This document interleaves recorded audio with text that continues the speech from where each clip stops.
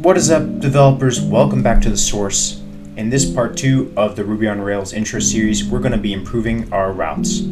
So, Rails routing. Here's a super useful guide on rubyonrails.org. You can check it out, figure out more if you want to do something custom in your own app. So, our blog app is like this right now. If we go show of this blog, that right there is a route. Back to blogs. That's a route. And then if I delete everything and then just leave in the server, that's also a route. And that's the root route, by the way. So we're going to make neater routes. We got this right now. We're going to blog/1, blog/2. That's the ID. We can switch it to this, a string, a custom string. So when you run your Rails server by typing in Rails S in the terminal, you're going to, once you type this into the address bar, it will show you the root of your Rails server. You can get this to the World Wide Web, and maybe in a future video, I'm going to show you how to do that. This is kind of a high-level overview. Let's say your Rails app is running, and then there's Nginx that serves it to the IP. So in domain name, you're basically going to be setting your DNS records to point to your server IP. If you don't get it right now, that's cool. It'll all make sense when I make a tutorial about that. All right, routing. So we're going to have this file configure all our routes in our Rails application. Look at the bottom there, root blogs #index. That is the place that your page will land when somebody first goes to just your base URL. All right, and then resources is a super useful keyword in that routes file that automatically generates these 7 routes, which are really useful for the creation, reading, updating, and deletion actions in Rails. And that's what CRUD, that acronym, stands for. All right, when you type in a wrong path, what happens? I'll show you. Go to blogs. It will show you the routes. This, if you want to get the blogs index path, you'll do path to blogs path in your Ruby HTML.erb views. You can even do blog path and then have as the parameter a blog. And then there on the right, you'll have the controller and the controller action separated by a pound. Here's another way of doing that. Rails routes in your app.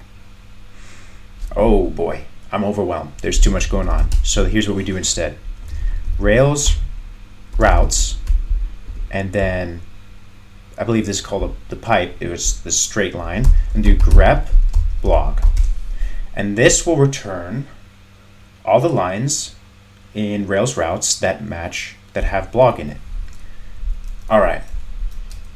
So HTML get, going to these addresses will show the blog. We are using resources blogs.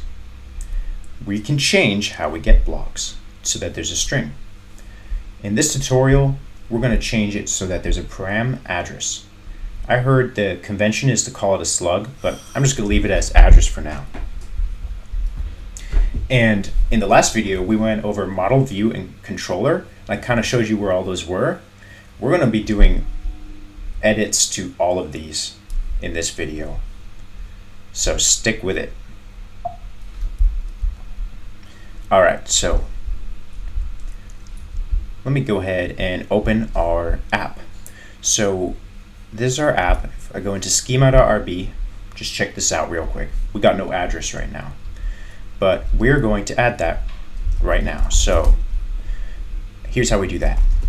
Rails G migration. So this is a file that we're going to make with this command that will modify the database for blogs. So add address to blogs, and then address, we have type string. So this generation of a migration, you type out this name in a certain way, it will kind of auto detect and try to figure out what you're doing. So but here's the best way to figure out you're doing what you're expecting to. So we just created this new file in db migrate, and it is changing by adding a column to blogs, address of type string. So that's exactly what we want it to do. And then to commit these changes, we're going to type in rails db:migrate. All right, if we go into schema.rb, we can see this new line that's been added. So we got address on our blogs now, and that is our starting point. Next, let's go ahead and change the view so that we can add an address to our blogs. So go to form.html.erb. This is a partial.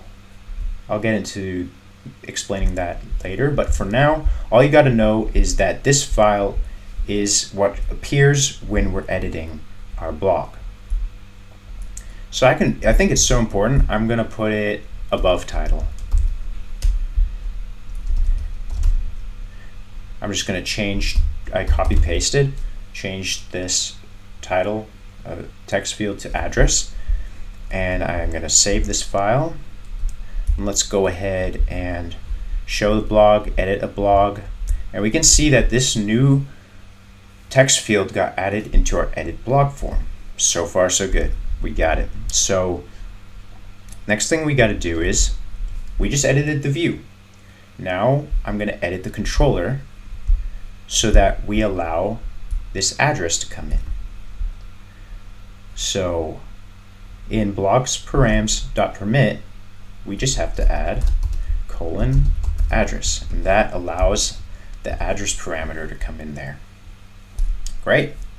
We should test this out real quick. So I'm just going to add, let's call the address of Arizona travels update. All right, successfully updated. We don't see the address, that's fine.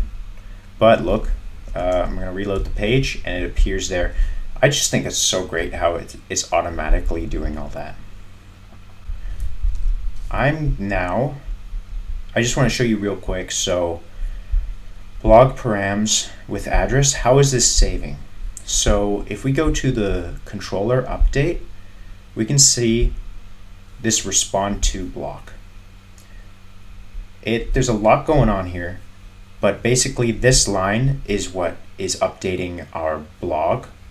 In this case, that Arizona blog with the state flag of Arizona to have that value for the Arizona travels.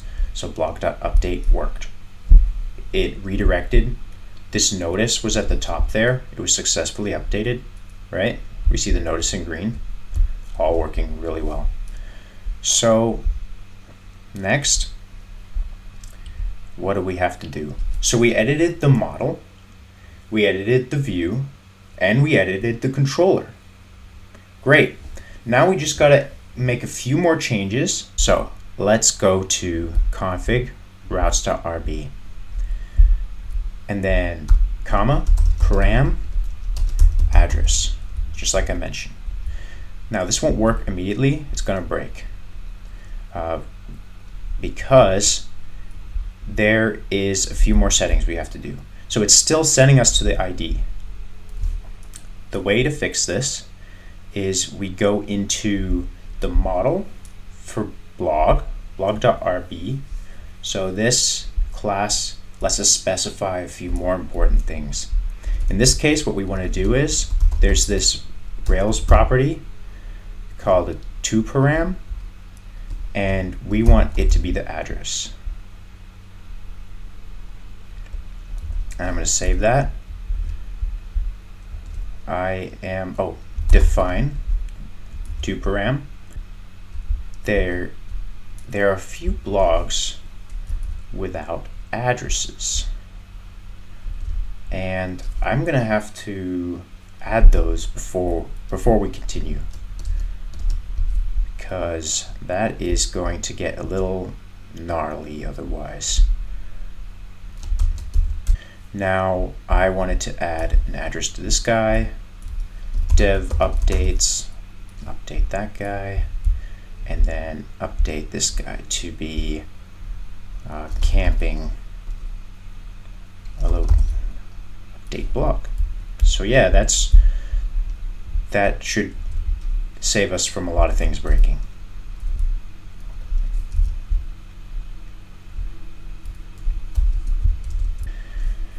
Now let's test it out.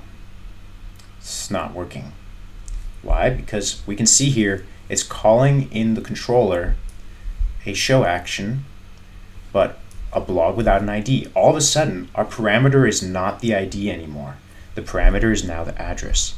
So we have to change the controller. So the before action in the controller is set blog. And that means that for all of these, for the show, edit, update, and destroy functionality, we have to set an individual blog.